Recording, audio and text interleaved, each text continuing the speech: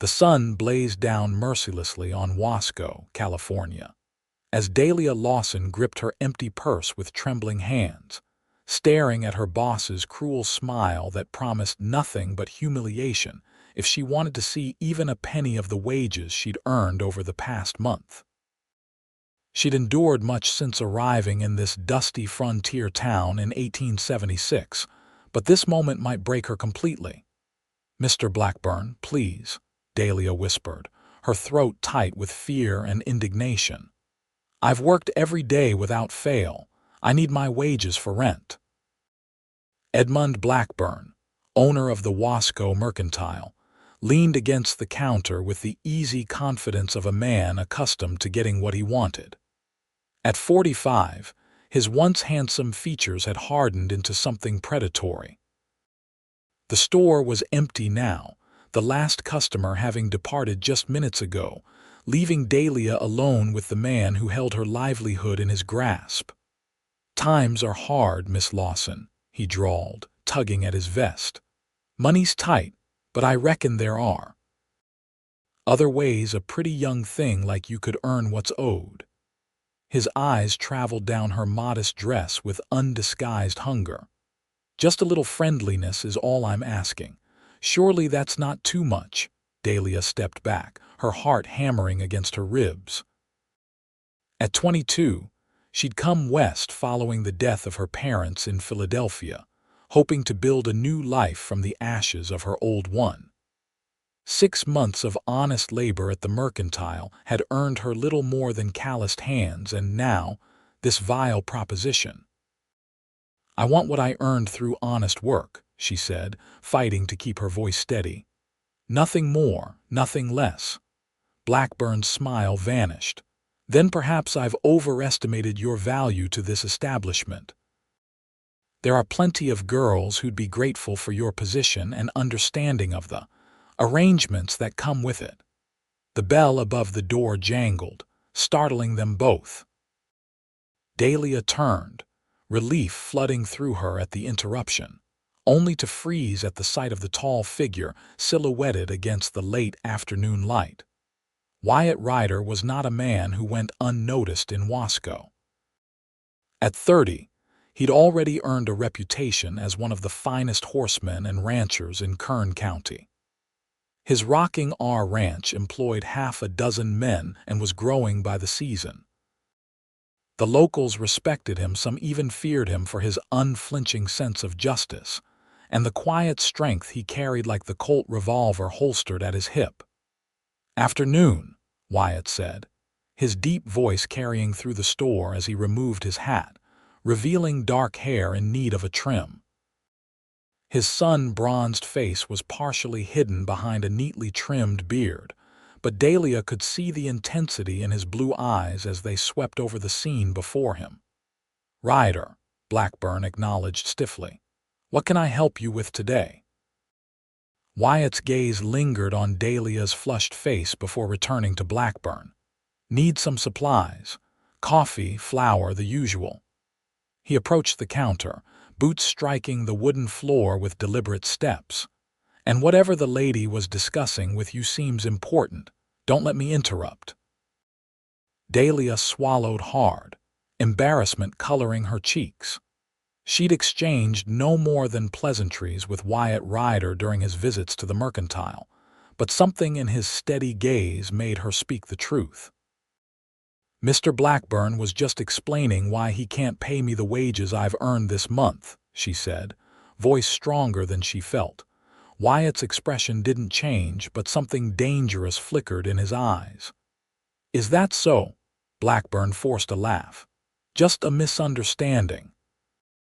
"Miss Lawson seems confused about our payment schedule." "There's no confusion," Dahlia countered, months of frustration breaking through her usual restraint. "I've worked 6 days a week since March. You promised $15 a month, but I haven't seen a full payment yet." Always excuses, always next week, and now. She stopped, unable to voice the sordid proposition in front of Wyatt. "And now," Wyatt prompted quietly, his attention fully on her. Dahlia lifted her chin. And now Mr. Blackburn suggests there are other ways I might earn my wages. The words hung in the air, their meaning unmistakable. The silence that followed was deafening. Wyatt's face hardened as he turned toward Blackburn, who had begun to sweat visibly. "That's not she's twisting my words," Blackburn sputtered. "Business has been slow, that's all." "I simply can't afford. Business looked plenty robust when I rode past last Saturday," Wyatt interrupted. "Store was so packed folks were waiting outside." He placed his hat on the counter and leaned forward slightly. "How much does Miss Lawson have coming to her?" Blackburn's eyes darted between them. "This isn't your concern, Ryder. I'm making it my concern." There was no bluster in Wyatt's tone, just calm certainty that made it all the more intimidating. "The amount, please." Dahlia spoke up. $45 for March, April, and May." Wyatt nodded once, then reached into his vest and withdrew a leather wallet. He counted out $50 and placed the bills on the counter. "That covers her back wages, plus a little extra for her trouble," he said. "I suggest you write out a receipt confirming payment in full."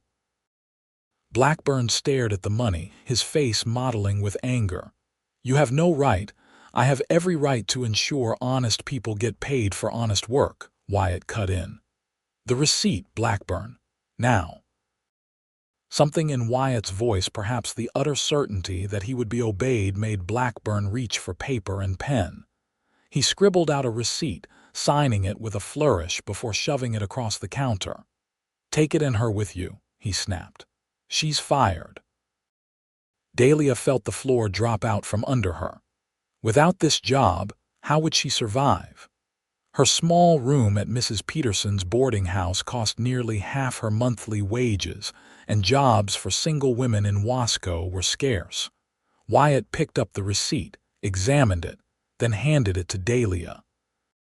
"Fine by me. Miss Lawson deserves better employment anyway," he turned to her. "My ranch cook quit last week. Positions open if you're interested, includes room and board, $20 a month." Dahlia blinked in surprise. "Mr. Ryder, I couldn't possibly think on it," he said simply. "Ranch is 3 miles west of town. You're welcome to ride out tomorrow if you decide it suits you." He returned his attention to Blackburn.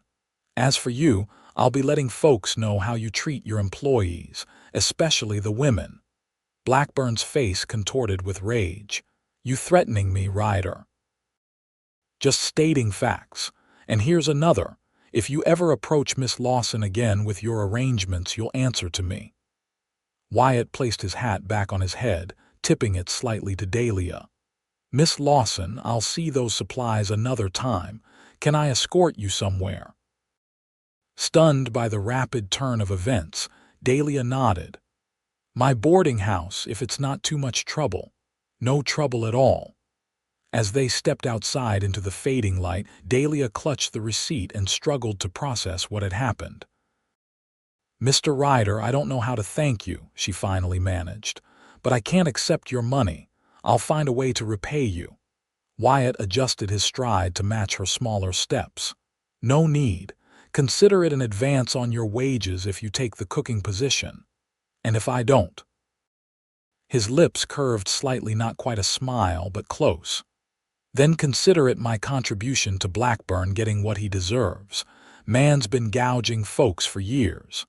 They walked in silence for a moment before Dahlia gathered her courage. "Why did you help me? You barely know me." Wyatt's eyes remained fixed on the street ahead, but his voice softened almost imperceptibly. "My mother raised me to stand against injustice when I see it. What Blackburn was doing that was wrong on every count.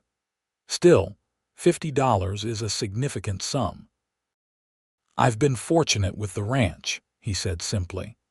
"Money well spent if it keeps a predator like Blackburn in check." As they neared Mrs. Peterson's boarding house, Dahlia slowed her steps, reluctant for their walk to end. Something about Wyatt Ryder's quiet strength and unwavering sense of right made her feel safer than she had in months. "About the cooking position," she began hesitantly. I should warn you that while I can manage basic meals, I'm no expert. Wyatt stopped at the gate to the boarding house. Can you make biscuits that don't break teeth, stew that keeps working men full, coffee strong enough to wake the dead? Despite everything, Dahlia laughed. Yes to all three. Then you're already ahead of the last fellow. Man couldn't boil water without burning it somehow. The corner of his mouth lifted in what might have been a genuine smile. Think on it overnight. If you're interested, I'll send my wagon for you tomorrow at noon. Dahlia nodded, suddenly aware of how this might appear to others. People will talk if I move to your ranch. People always talk, Wyatt replied evenly. You'd have the bunkhouse kitchen quarters separate from the main house with your own entrance. Completely respectable. Mrs. Abernathy from town comes 3 times a week to help with laundry and cleaning. You wouldn't be the only woman there. His consideration touched her. I'll think about it. Thank you again, Mr. Ryder. Wyatt, he corrected gently. If you're cooking my meals, might as well use my name. Then thank you, Wyatt. I'm Dahlia. He tipped his hat again. Until tomorrow, perhaps, Dahlia.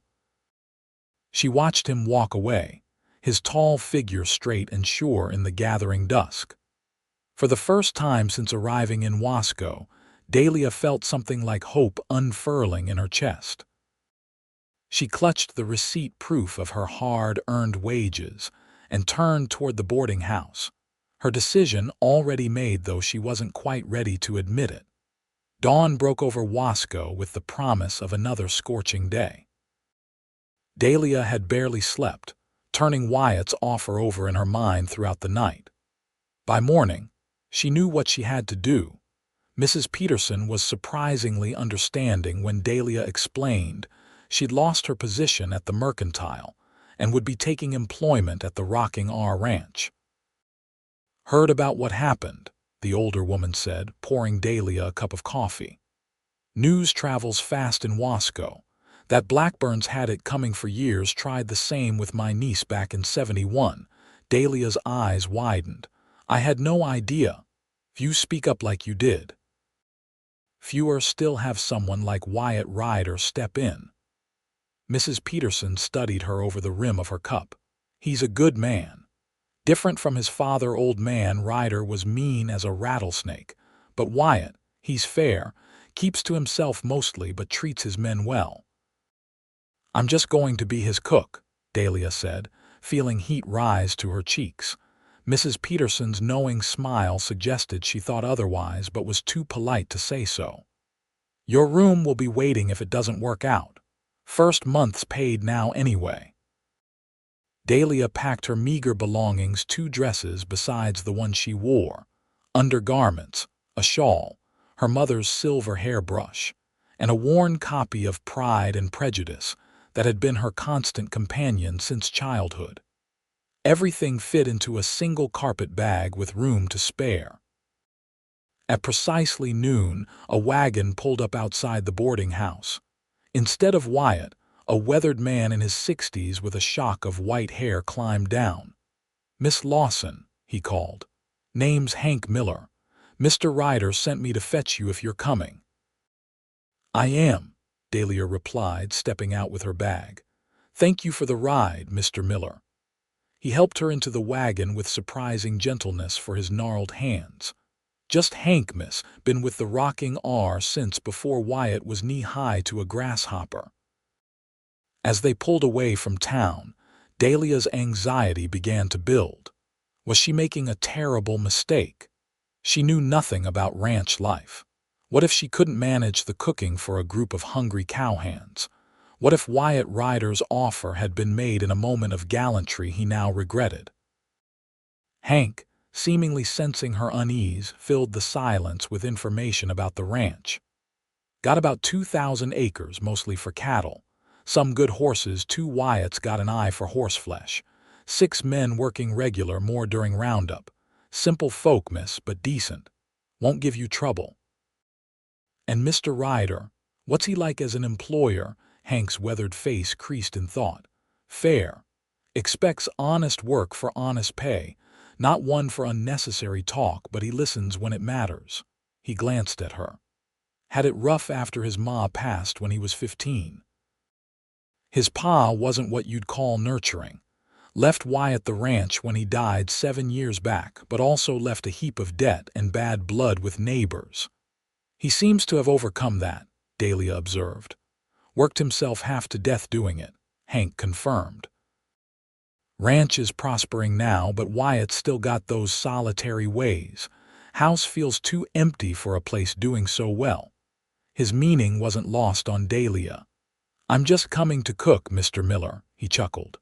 Course you are, miss. Just providing context, that's all. The road wound through rolling grasslands, occasional oak trees providing welcome shade. After about 3 miles, they crested a hill, and Dahlia caught her first glimpse of the rocking R ranch spread out below.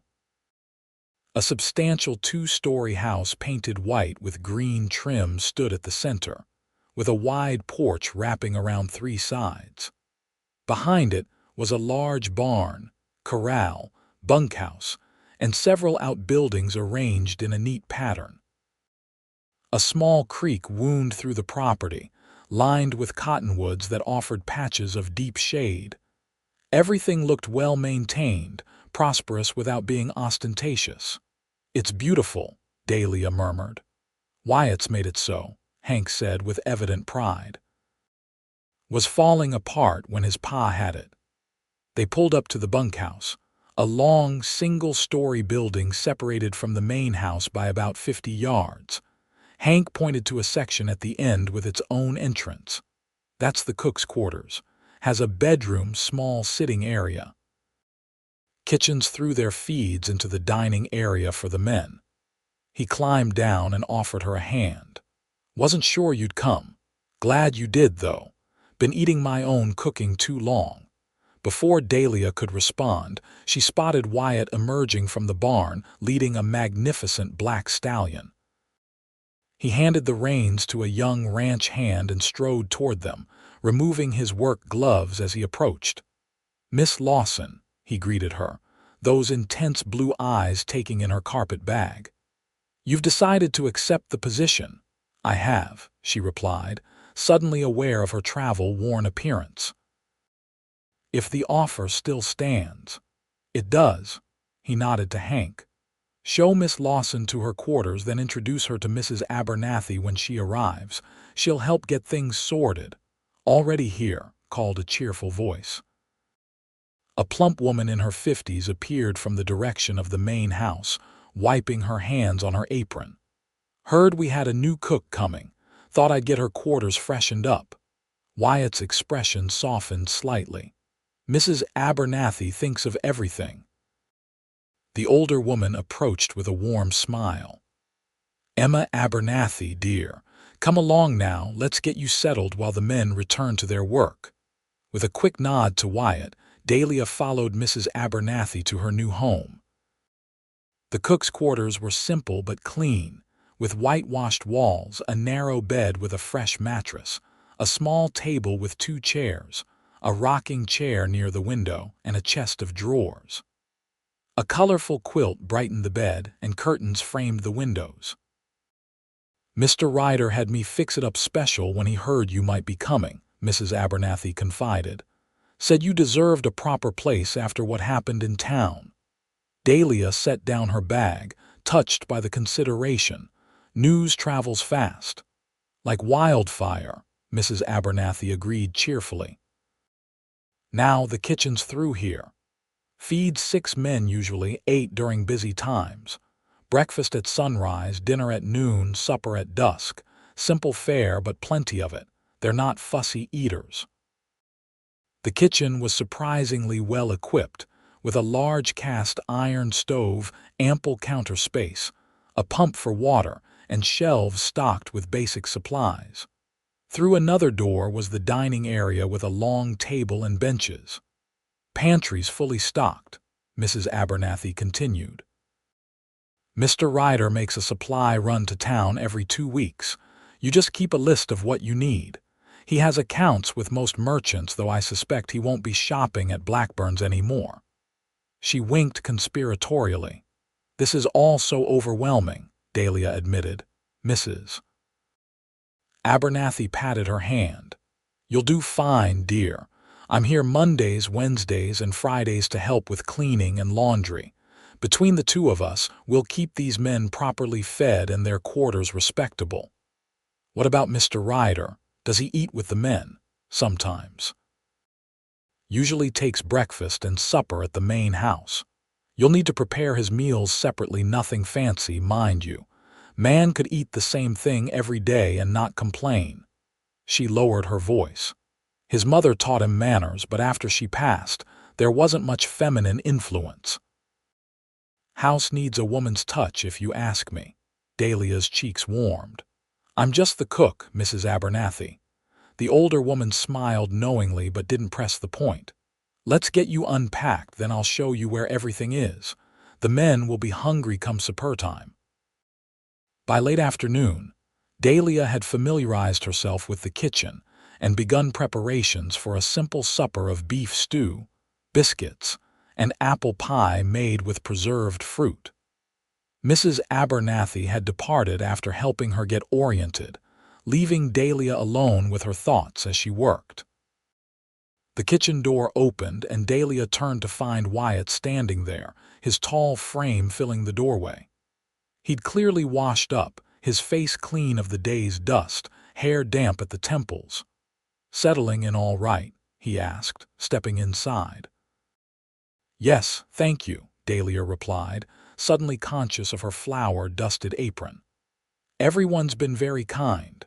Wyatt nodded, his eyes taking in the bubbling pot of stew and the biscuits cooling on the counter. "Smells good, better than we've had in weeks." "I hope it tastes as good as it smells," she said. "I was about to bring your supper to the main house, but it's not quite ready." "No need," he said. "I'll eat with the men tonight. Seems fitting for your first meal here." Dahlia felt a flutter of nervousness at the thought of serving her first meal to everyone at once, Wyatt included. "I should warn you, I'm still learning my way around this kitchen." A hint of a smile touched his lips. "We're not difficult to please, Dahlia." The sound of her name in his deep voice sent an unexpected warmth through her. "Still, I want to do well here." "You will." His confidence in her was both reassuring and perplexing. How could he be so certain when they barely knew each other? A bell rang from the direction of the corral, signaling the end of the workday. Wyatt glanced toward the window. "Men will be coming in soon, I'll leave you to it." He hesitated at the door, turning back to add, "Thank you for coming. Having you here, it's good for the ranch." Before she could formulate a response, he was gone, leaving Dahlia to wonder at the unspoken meaning behind his words. Dinner proved less intimidating than she'd feared.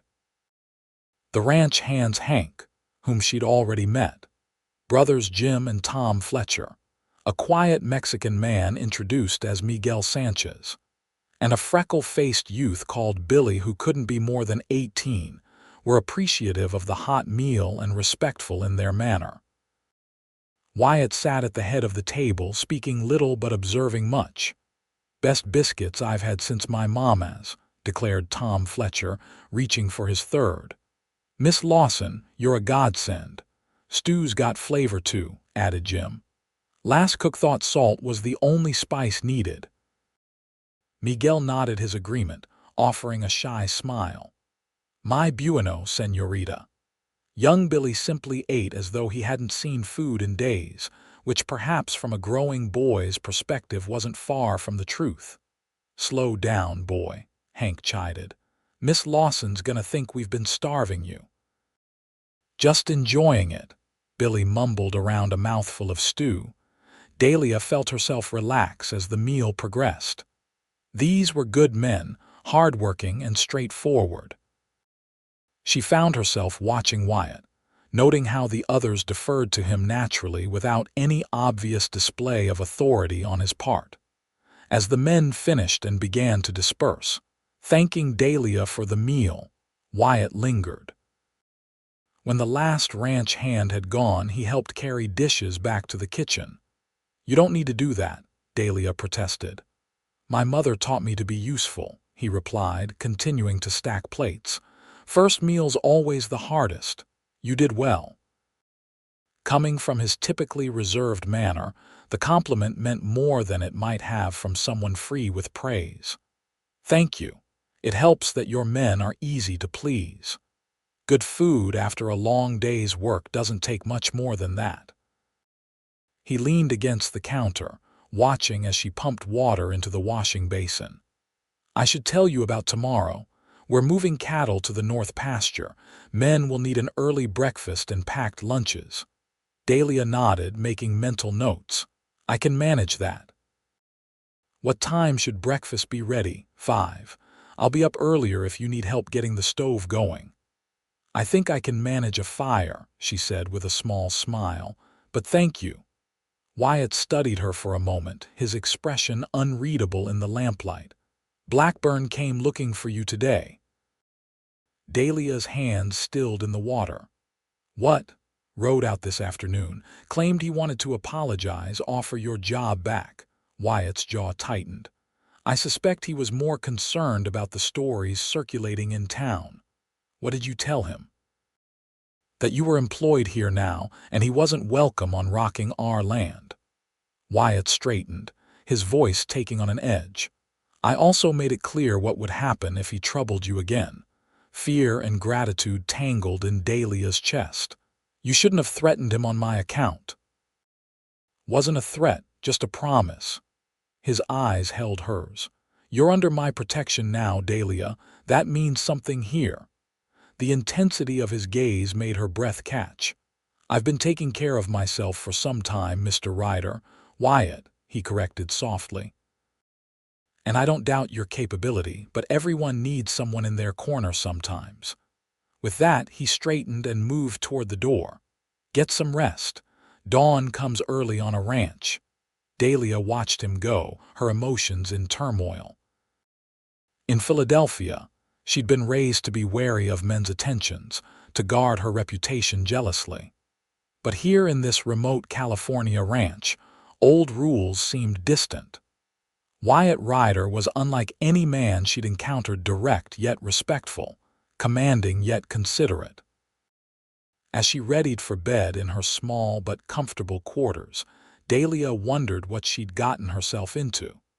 Was she merely trading one form of dependence for another? Or had fate finally dealt her a kind hand in the form of this enigmatic rancher? Sleep came fitfully that night, her dreams filled with Wyatt's intense blue eyes and the memory of his words. "You're under my protection now." The next few weeks established a rhythm to Dahlia's new life at the Rocking R. She rose before dawn to prepare breakfast for the ranch hands and Wyatt, packed lunches when they would be working far afield, and ensured a hearty supper awaited them at day's end. Between meals, she baked bread and pies, preserved vegetables from the small kitchen garden, and kept the bunkhouse tidy. On the days Mrs. Abernathy came to help, Dahlia enjoyed the older woman's company and the glimpses she provided into Wyatt's past. His mother was a gentle soul, Mrs. Abernathy shared one afternoon as they snapped beans for supper. Martha Ryder brought culture and grace to this rough country, taught Wyatt to read Shakespeare and play the piano in that parlor that now sits unused. "What happened to her?" Dahlia asked. "Consumption took her when Wyatt was 15. His father hadn't been an easy man before that, but afterward." She shook her head sadly. "Became bitter, took to drinking, ran the ranch nearly to ruin before his heart gave out 7 years ago. That explains why Wyatt seems so solitary," Dahlia murmured. Mrs. Abernathy's eyes twinkled. "He's different since you arrived, though. Haven't seen him take meals in the bunkhouse this regularly in years." Dahlia felt her cheeks warm. It was true that Wyatt had taken to eating with the ranch hands more often, though he rarely contributed to the lively conversations. Instead, He would occasionally catch her eye across the table, a silent communication that left her feeling both understood and unsettled. Their interactions remained largely professional, yet Dahlia couldn't deny the growing awareness between them. Sometimes, she would look up from her work to find him watching her with an expression she couldn't quite decipher. Other times, their hands would brush as she served his coffee, sending an unexpected jolt through her body. One evening in late June, nearly a month after Dahlia's arrival, she was returning from the garden with fresh herbs when she spotted Wyatt on the main house porch, playing a melancholy tune on a battered harmonica. She paused, reluctant to disturb the rare moment of vulnerability. As if sensing her presence, he stopped playing and looked up. "Evening, Dahlia." "I didn't mean to interrupt," she said quickly. "It was beautiful." Wyatt tucked the instrument into his pocket. "My mother's. One of the few things of hers I've kept close." Something in his tone, a loneliness that echoed her own, made Dahlia climb the porch steps instead of continuing to the kitchen. "Would you play something else?" Surprise flickered across his features, followed by a hesitant nod. He patted the space beside him on the porch swing. "If you'd like." Dahlia sat, careful to maintain a respectable distance, though even that felt intimate in the gathering dusk. Wyatt withdrew the harmonica and began to play again, a sweeter melody this time that floated on the evening air. When he finished, they sat in comfortable silence for several moments. "I never thanked you properly," Dahlia finally said. "Not just for the position here, but for what you did at the mercantile. It was more kindness than I've known in a long time." Wyatt studied the harmonica in his hands. "Not kindness, justice." "Perhaps both," she suggested. "You could have simply walked away." His eyes met hers, startlingly intense in the fading light. "No, I couldn't have." The conviction in his voice stirred something in Dahlia's chest. "Why not?" Wyatt seemed to consider his words carefully. "There are moments that define a man's character, times when you either stand for what's right or compromise what you believe in. Seeing you there, facing down Blackburn's ultimatum." He shook his head slightly. "Walking away wasn't an option."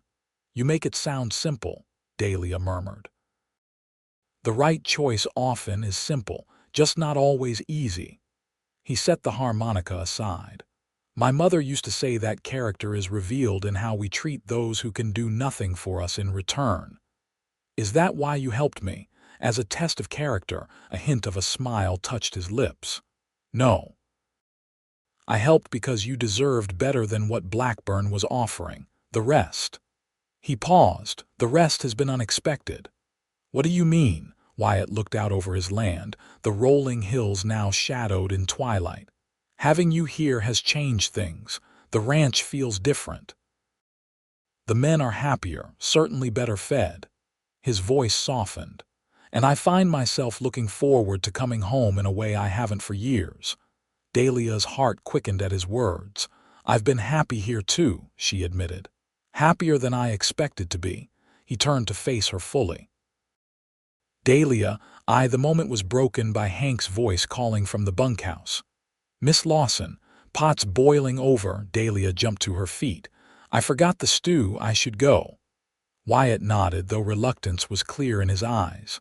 "We'll talk again." It was both a statement and a promise, one that left Dahlia feeling strangely breathless as she hurried back to the kitchen. Whatever Wyatt had been about to say would have to wait, but the memory of his intense gaze followed her through the rest of the evening. July 4th brought a break in the ranch routine. Wyatt announced a holiday for all hands, with plans for a small celebration at the Rocking R. Mrs. Abernathy helped Dahlia prepare special dishes, including fried chicken, potato salad, and 3 different pies. The hands contributed by setting up tables under the cottonwoods by the creek and building a fire pit for the evening. Several families from neighboring ranches were invited, bringing the gathering to about 20 people. Dahlia found herself enjoying the festivities, though she felt somewhat out of place among people who had known each other for years. As twilight approached, Tom Fletcher produced a fiddle, and another neighbor brought out a guitar. Soon, music filled the air and an impromptu dance area was cleared. Dahlia stood at the edge of the gathering, watching couples twirl to a lively reel, when Wyatt appeared at her side. "You've outdone yourself with the food," he said. "Everyone's been singing your praises." She smiled, pleased by the compliment. It was nice cooking for a celebration instead of just daily meals. The music shifted to a slower waltz. Wyatt hesitated, then extended his hand. "Would you care to dance?" Dahlia's surprise must have shown on her face, for he added, "Unless you'd rather not." "No, I'd like that," she said, placing her hand in his. His palm was warm and calloused against hers as he led her to the dance area. When he placed his other hand at her waist, Dahlia felt a flutter of nerves. It had been years since she'd danced with anyone, let alone someone whose mere presence affected her so strongly. Wyatt guided her with unexpected grace, his movements confident but gentle. "You dance well," she observed. "My mother insisted," he replied, a rare softness in his expression. "Said no son of hers would clod around a dance floor like a bear with sore paws." Dahlia laughed, relaxing into his lead. "She sounds wonderful." "She would have liked you," he said simply. The statement, delivered with such certainty, touched Dahlia deeply. They continued to dance, their bodies drawing imperceptibly closer with each turn. Dahlia was acutely aware of his strength, the solid warmth of him just inches away. "People are watching," she murmured, noting the interested glances from the gathering. "Let them," Wyatt replied. "I'm dancing with the prettiest woman here. They'd stare regardless." His compliment brought warmth to her cheeks. "Hardly that. You don't see yourself clearly, Dahlia." His blue eyes held hers with an intensity that made her breath catch. "From the first day you walked into my mercantile, I noticed you. Your quiet dignity, the way you helped old Mrs. Jenkins find what she needed, how you always had a kind word even when Blackburn was being difficult." Dahlia was stunned by this revelation. "You noticed me before that day," a slight smile touched his lips. "Hard not to, but I kept my distance. Wasn't sure what you'd think of a rough rancher paying attention." "I don't find you rough," she said softly. The music ended, but Wyatt made no move to release her immediately. "There's somewhere I'd like to show you," he said. "If you can spare a few minutes from your hosting duties." Curiosity piqued, Dahlia nodded. "The food's all served. I think I can be spared." Wyatt led her away from the gathering, toward a path that wound alongside the creek. They walked in companionable silence until they reached a small clearing where the water widened into a natural pool.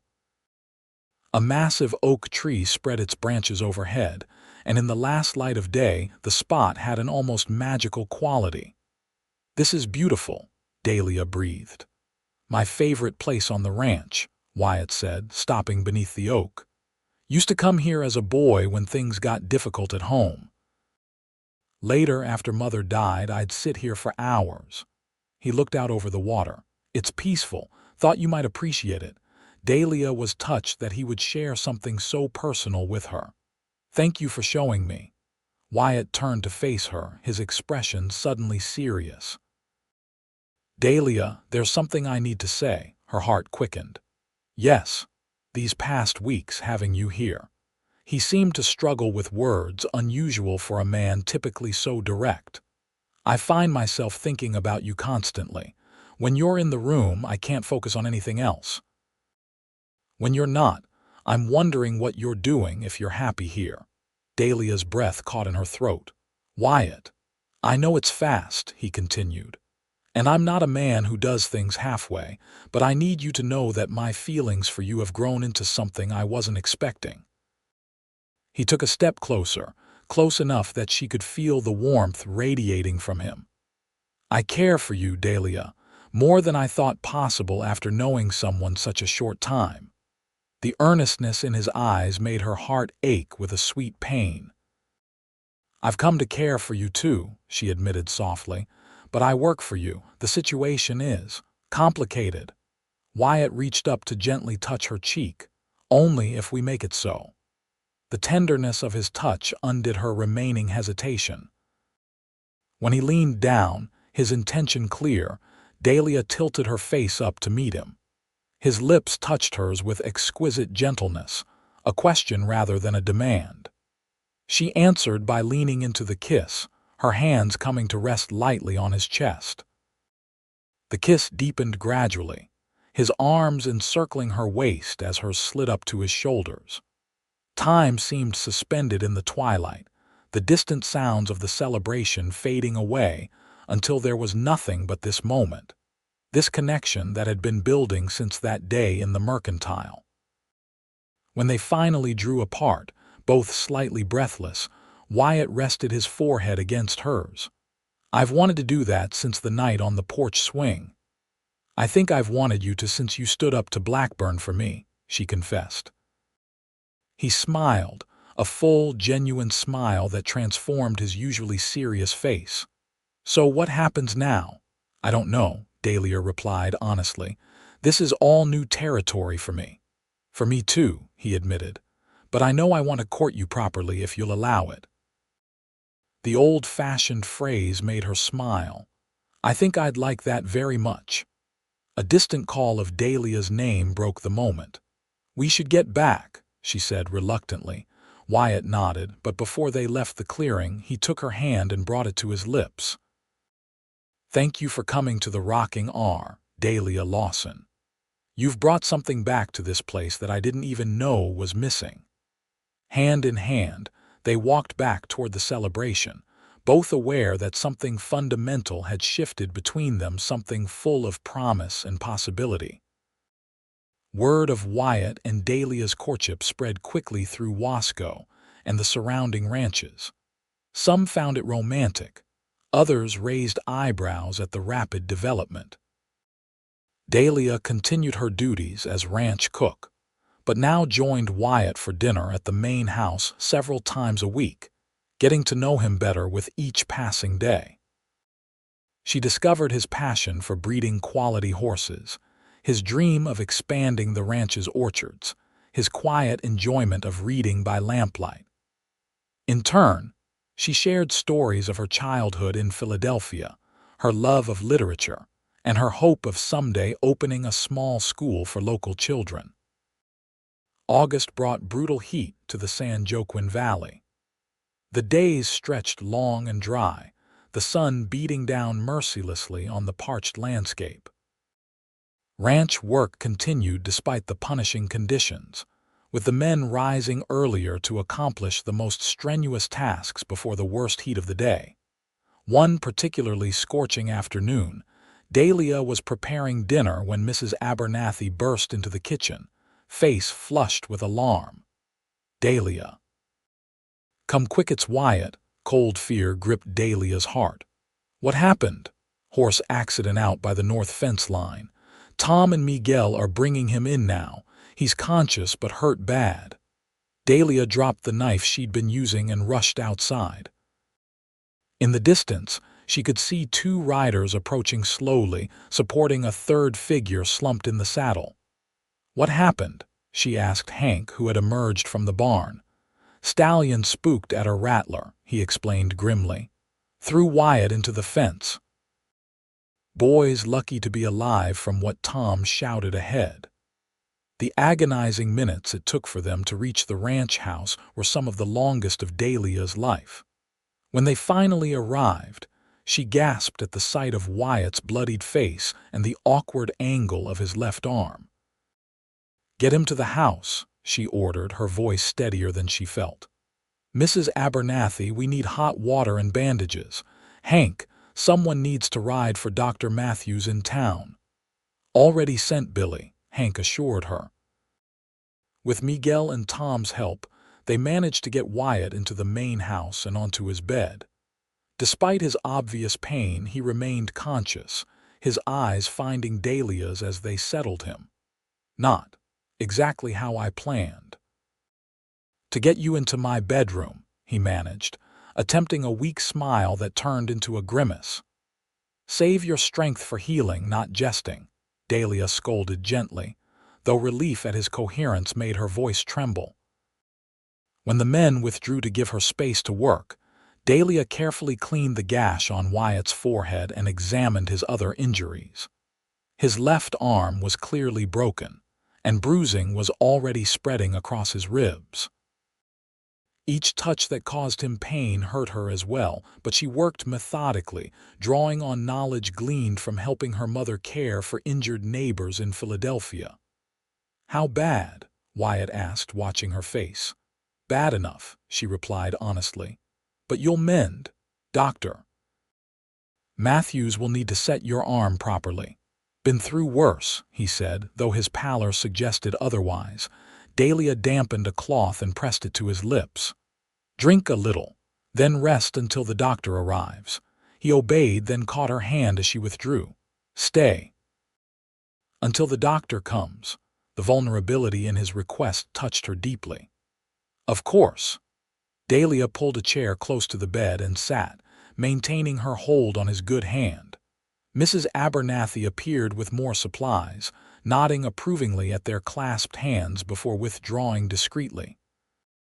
They remained that way for over an hour, speaking little but drawing comfort from each other's presence. Occasionally, Wyatt would tighten his grip when pain washed through him, and Dahlia would stroke his forehead soothingly until it passed. It was nearly dusk when Dr. Matthews arrived. After a thorough examination and the painful setting of Wyatt's broken arm, he delivered his verdict. "You're a fortunate man, Ryder," the doctor said. "Broken arm, 3 cracked ribs, various cuts and bruises, but nothing that won't heal with proper rest and care." "How long?" Wyatt asked, his voice rough with pain despite the laudanum the doctor had administered. 6 weeks minimum before you're back to full work," Matthews replied firmly. "And that's only if you actually rest those first few weeks. No riding, no heavy lifting. Someone will need to help you with daily activities for a while." Wyatt's frustration was palpable. "Can't lie idle for weeks. It's roundup season coming." "You can and you will," Dr. Matthews countered, "unless you want that arm to heal crooked and pain you for the rest of your life." When the doctor had gone, leaving detailed instructions with Dahlia, Wyatt sank back against the pillows, exhaustion evident in every line of his body. "The men can handle things," Dahlia said, adjusting his blankets. "Hank knows the ranch almost as well as you do." "It's not the same," Wyatt murmured, the laudanum beginning to take stronger effect. "My responsibility." "Your responsibility now is to heal," she said firmly. "The rest will wait." His eyes, heavy-lidded with approaching sleep, found hers. Will I what?" "Wait, stay." His words were becoming slurred. "Need you, Dahlia." The simple admission, made vulnerable by pain and medication, squeezed her heart. "I'm not going anywhere," she promised. A ghost of a smile touched his lips before he drifted into sleep, his breathing gradually evening out. Dahlia remained by his side, watching the rise and fall of his chest, struck by how dramatically her feelings for this man had developed in such a short time. The following days established a new routine. Dahlia continued her cooking duties, but delegated some tasks to Jim Fletcher's wife, Sarah, who was happy to help. Most of Dahlia's time was spent caring for Wyatt, who proved to be a difficult patient not through complaint, but through his constant attempts to do more than his injuries allowed. "You're the most stubborn man I've ever met," Dahlia declared one afternoon, catching him attempting to review ranch accounts at his desk instead of resting as instructed. "Ranch doesn't run itself," he countered, though he allowed her to help him back to the settee in the parlor. "No, but Hank is managing things admirably, as you well know. The cattle are fine, the hands are working hard, and everything is proceeding as it should. She arranged a pillow behind him. Your only job is to heal. Wyatt caught her hand as she straightened. You're a blessing, Dahlia Lawson. I don't know what I'd have done without you these past weeks. His sincere gratitude warmed her. Probably re-injured yourself a dozen times over.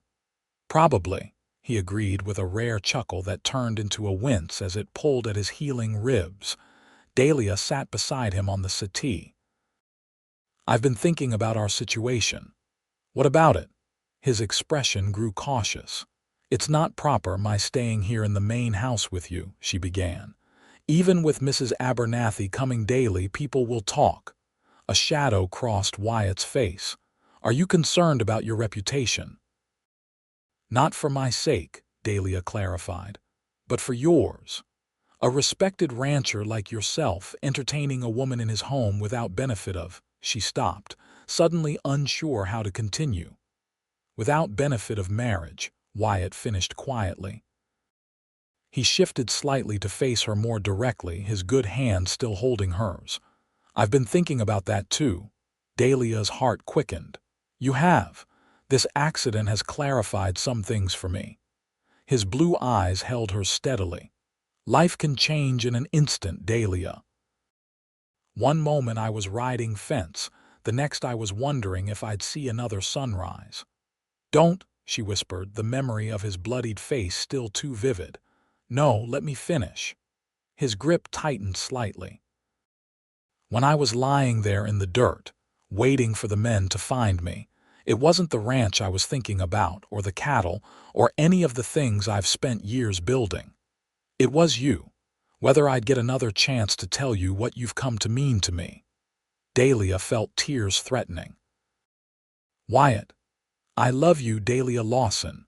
The declaration was simple, direct, utterly like him. I know it's fast. I know many would say we're rushing, but nearly dying has a way of clarifying what matters.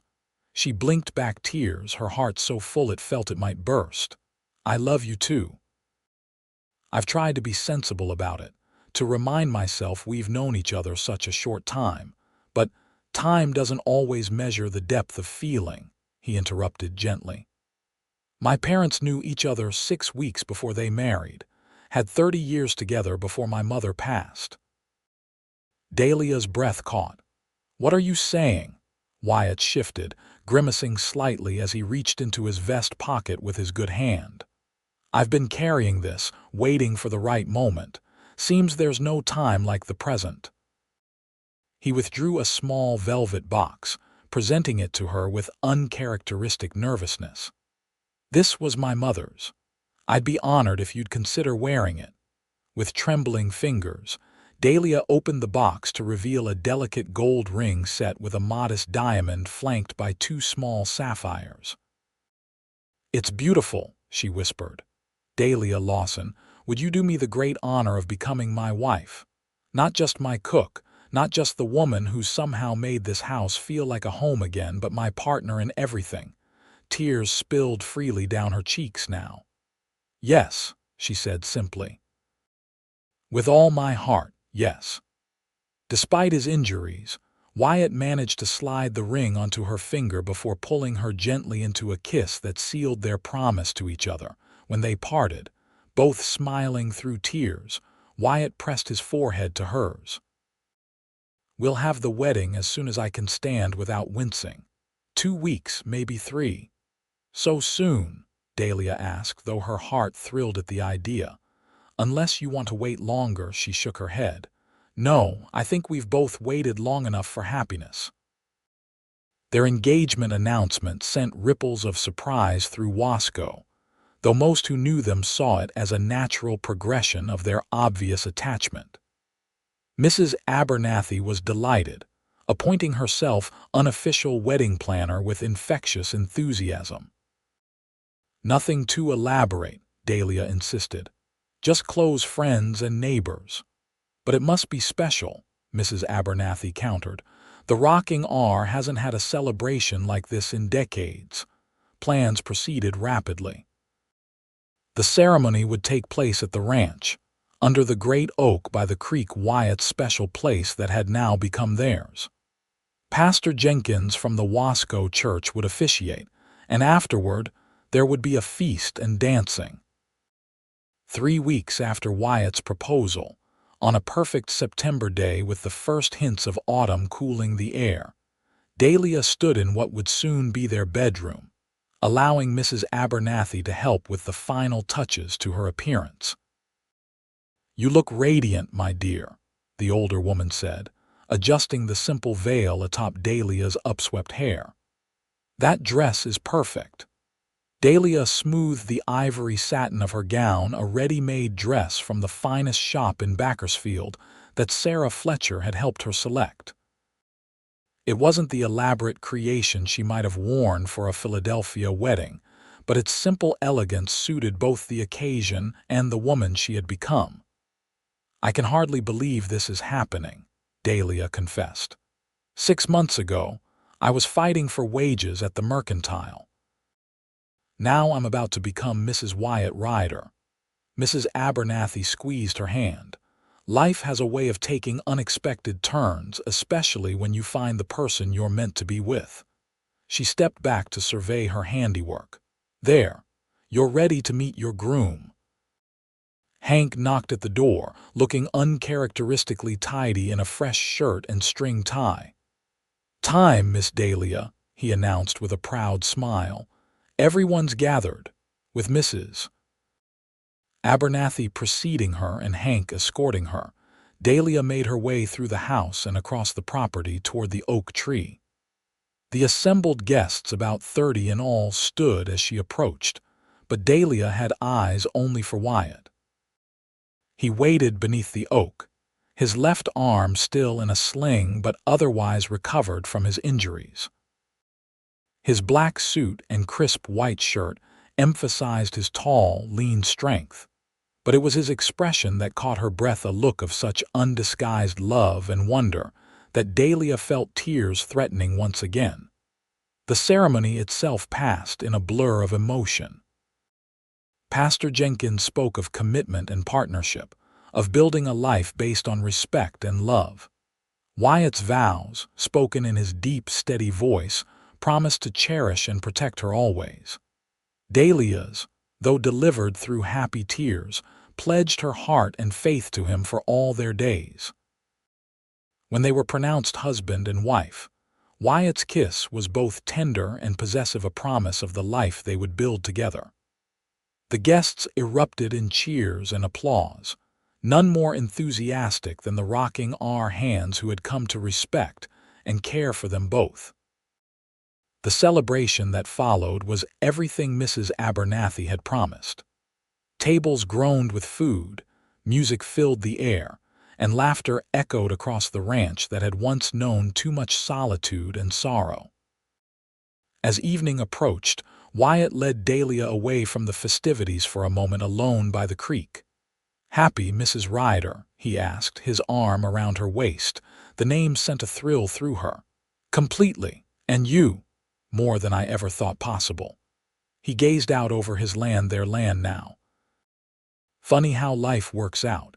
If Blackburn hadn't been such a despicable character." Dahlia laughed softly.